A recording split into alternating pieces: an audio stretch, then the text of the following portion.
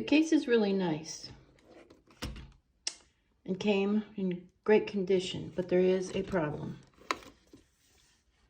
The latch is held on only by two tiny, and I mean tiny, little, I don't know what is even in there because it's hidden by the lining, but the latch itself wobbles back and forth. Let's see if I can get this with one hand. Let's see. See? The latch wobbles back and forth. Not very secure at all. I don't know what's causing this.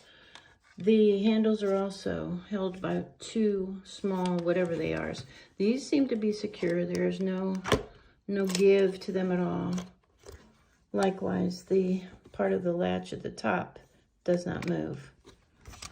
This is hard to do with one hand. But this is a cause for concern. If the latch stops working, then the case isn't much good.